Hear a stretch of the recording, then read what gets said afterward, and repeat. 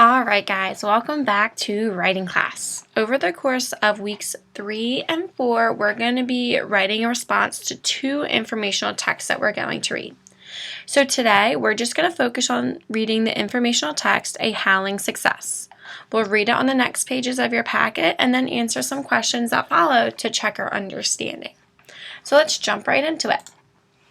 Remember, as you read, you can write all over your text. You can underline, highlight, draw exclamation points, write notes to yourself. Just keep in mind that we don't want to highlight or underline the entire text, just the most important parts. So let's get started. A Howling Success by Jerry Bishop. In Yellowstone National Park, a gray wolf sends its eerie call into the wild. You might say that it's howling for joy. When you look at this photo and think about wolves, what words come to mind? Wild, scary, awesome? Take a look at this photograph, guys. What do you think of when you look at it? I think of beautiful creatures. So I'm going to go ahead and write that in the corner of my text, or on the margins of my text.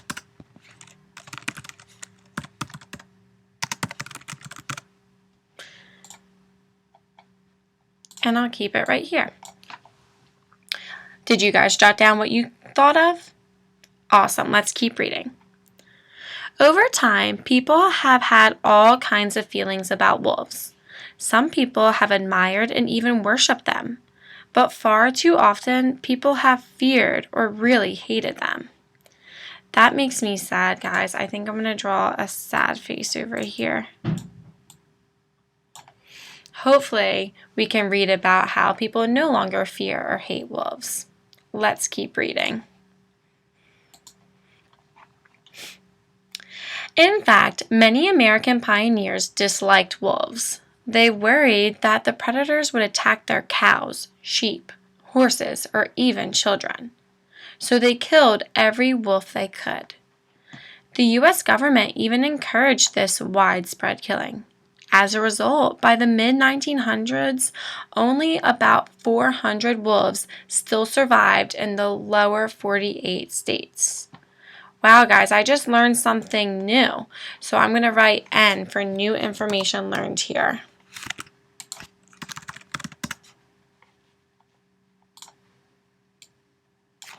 Let's keep reading.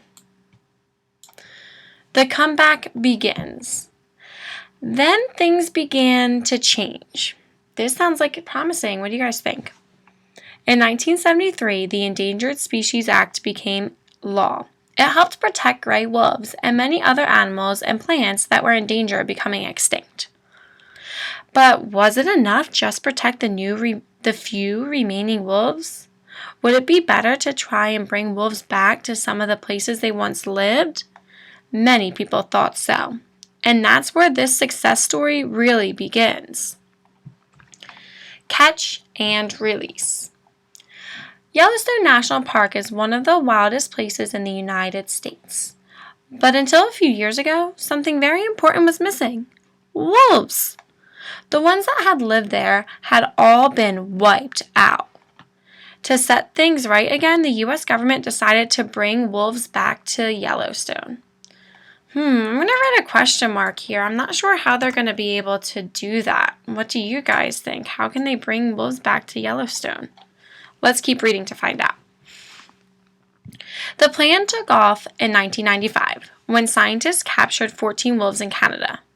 Wolves were still plentiful there. Then they took the captured wolves to Yellowstone and put them into huge outdoor pens. I'm guessing the outdoors would make them feel more comfortable. As soon as the wolves got used to their surroundings, the scientists set them free in the wild. Finally, after about 70 years, wolves were roaming Yellowstone once again. I'm going to highlight this because this answered my question. The plan took off. Scientists captured the 14 wolves in Canada. They took the wolves to Yellowstone and put them into the huge outdoor pens. The wolves got used to their surroundings, and the scientists set them free in the wild. Sounds like those scientists were very helpful. Let's keep reading, guys. Early success. Within a few hours of leaving their pens, the wolves made their first kill. It was an elk, a kind of huge deer that had been their favorite prey in Canada. The wolves, it seems, were quickly making themselves right at home. That's exciting for me to hear, so I'm going to write an exclamation point because I'm excited to hear that the wolves are feeling like they're back at home. Elk had been living wolf-free in Yellowstone for many years. Their herds had grown bigger and bigger. More young grew into adults. Even the old and the weak herd members... let me start that sentence again. Even the old and weak herd members managed to survive longer than usual. But from now on, the wolves would help keep the number of elk under control. It sounds like the wolves are actually starting to help an elk population problem. They're keeping that population under control. So there's another good thing that comes from bringing the wolves back to Yellowstone. Let's keep reading to see these successes continue. Oh, here's a nice photograph. Look at the wolves there. And here's an elk. Wow, that really is like a giant deer. Let's read the caption. This photograph's really helping me understand how wolves are hunting. Waiting game.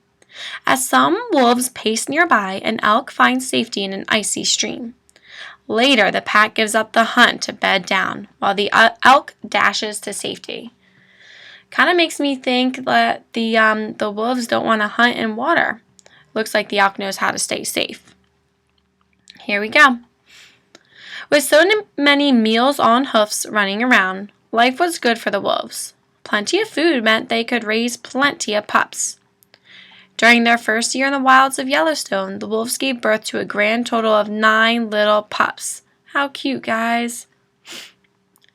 Meanwhile, scientists captured 17 more adult wolves in Canada and released them into the park. In the spring of 1997, 9 different Yellowstone wolf packs had a total of 67 new pups. That's awesome! Scientists captured 17 more wolves in Canada and released them into the park, leading a total of 67 new pups. That's more than what they ever thought, I'm sure. Scientists were going to capture and bring still more wolves to the park. But with the wolf numbers already growing so quickly, they decided that this was no longer necessary. The plan was working out even better than they had hoped. That gets me really excited, guys. Here's another exclamation point. Tracking the packs. Over the past 13 years, wolves have been thriving in Yellowstone National Park. Today, more than 170 of them are scattered among 11 packs there.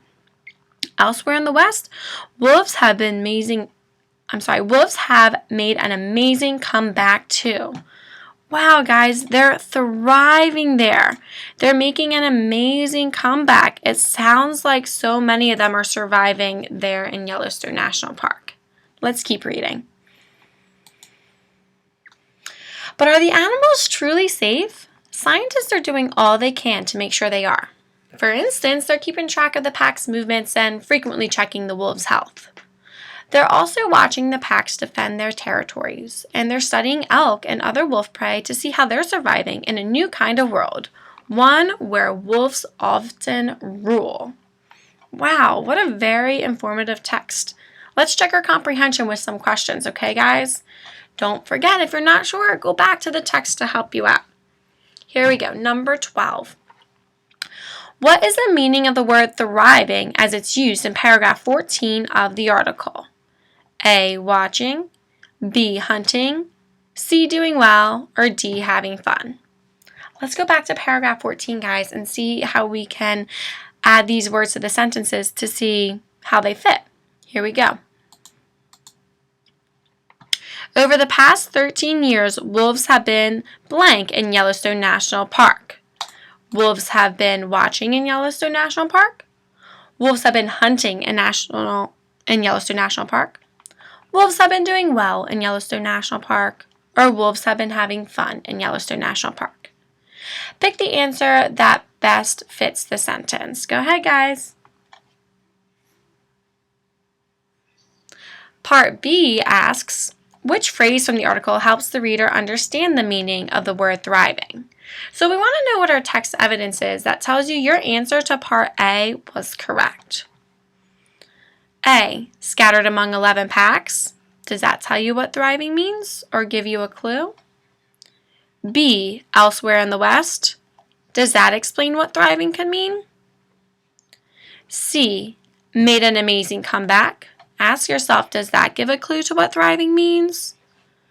Or D, are the animals truly safe? Does that tell you what thriving could mean? Go ahead and make your choice.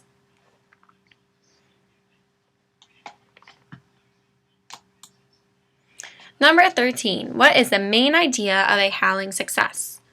Remember guys, main idea means what is the whole text mostly all about? Keep that in your head as we check out these answer choices. A, wolves have been missing from Yellowstone for over 70 years. B, many people feared wolves and wanted them out of the park. C, wolves helped control the number of elk living in the park. Or D, scientists help increase the number of wolves in Yellowstone. Ask yourself, what is the text mostly all about, and choose your answer.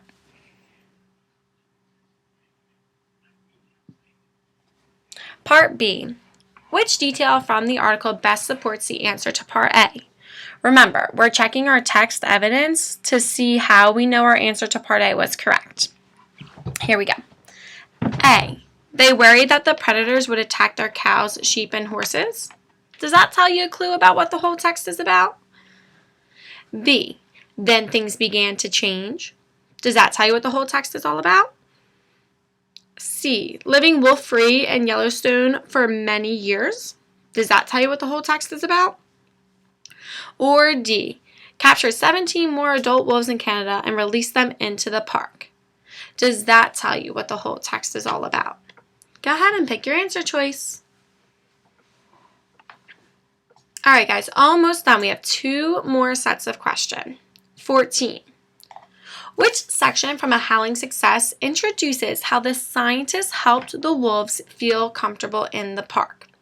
So these are headings from the text. And remember, headings give you an idea of what the next paragraph or paragraphs will be about.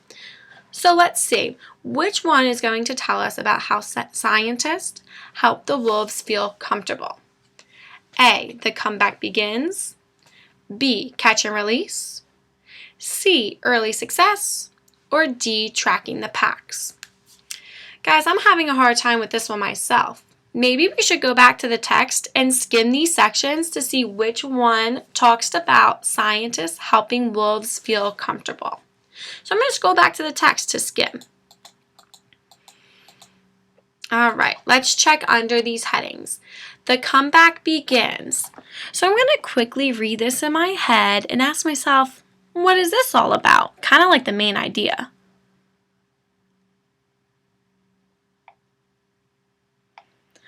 Okay, so this section is telling me about the plan to help bring wolves back to Yellowstone National Park. So ask yourself, does the comeback begins tell me about scientists making wolves comfortable, like the question asks? Let's skim the next one, catch and release. Go ahead and read it in your head very quickly. Skim the important details.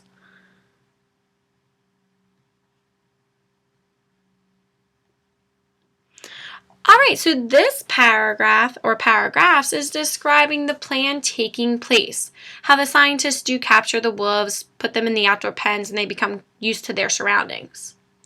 So now ask yourself, does catch and release describe to me how scientists helped the wolves feel more comfortable? Let's try the next one. We still have 2 options. Early success. Go ahead and skim.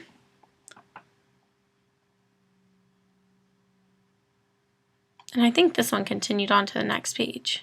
Yep, it did.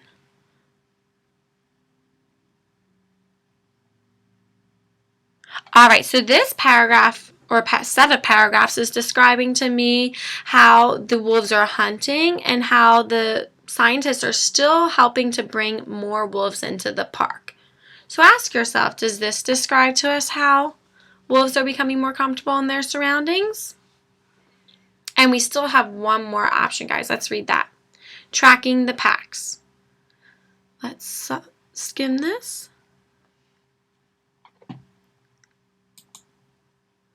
All right, so this these two paragraphs are describing how the wolves were thriving and doing well in the Yellowstone. So now ask yourself, does this describe to us how scientists help the wolves feel comfortable? Okay, go ahead and pick which heading helped the scientists make the wolves feel more comfortable. And then we want to know which statement from the article supports the answer to part A. So which one of these sentences describes how scientists help the wolves feel comfortable? A, wolves were brought to Yellowstone and put in outdoor pens. B, wolves released in Yellowstone are doing well. C, a law was passed in 1973 to protect the endangered animals. Or D, several wolf packs in Yellowstone had puppies. So a tip to you guys is to take a look at whichever heading you chose, and you're going to want to make sure that your text evidence sentence was under the heading that you chose. So go ahead and take some time to do that. If you need to pause the video, go ahead and do that as well. And one more question. Look at the second photograph. What additional information about wolves is learned from the photograph? Let's go ahead and read our answer choices. Wolves sometimes howl before eating a meal. Elk sometimes enter a river to get away from wolves. Wolves follow their prey until the prey gets tired. Or elk are a better swimmer than wolves. Let's take a look at that photograph because I don't quite remember it. Oh yeah, that's right. It's where the wolves were hunting the elk. Let me read that caption again. Waiting game. As some wolves pace nearby, an elk finds safety in an icy stream. Later, the pack gives up the hunt to bed down, while the elk dashes to safety. Oh yeah, remember I said it looks like the wolves don't really want to hunt in water? Maybe that could help us. Let's take a look at our answer choices to see what else we learned from this photograph. Again, I'll read the answer choices. A, wolves sometimes howl before eating a meal. B, elk sometimes enter a river to get away from wolves. C, wolves follow their prey until the prey gets tired. Or D, elk are better swimmers than wolves. Go ahead, make your answer choices. And now let's take a look at part B. Which words from the caption best supports the answer to part A? So we're picking our text evidence that tells you what you chose up here is the correct answer. Is it A, waiting game? B, wolves pace nearby? C, elk finds safety? Or D, the pack gives up the hunt? Go ahead and make your choice. And that's the end of writing for today, guys. We will read the second text tomorrow. See you guys later.